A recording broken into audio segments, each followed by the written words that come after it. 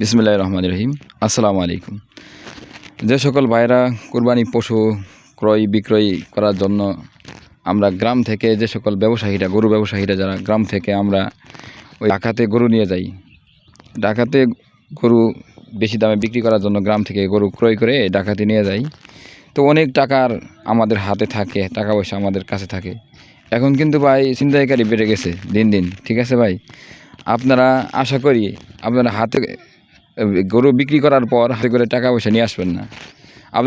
আপনারা যদি bank account থাকে ব্যাংক অ্যাকাউন্টে পাঠিয়ে দিবেন, অথবা নগদ বিকাশে অথবা রকেটে পাঠিয়ে দিবেন।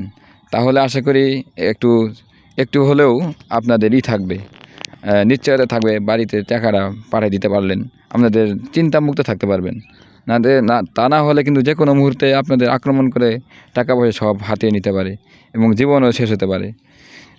তাহলে আপনারা আমার এই কথা একটু খেয়াল রাখবেন, ছিনতাইকারী থেকে যেন আল্লাহ তাআলা আপনাদেরকে মুক্ত করে, আমাদেরকেও মুক্ত করে, মানুষের প্রতারণা থেকেও যেন আমাদেরকে মুক্ত করে, এই দোয়া আমি সবসময় করি। আসসালামু আলাইকুম।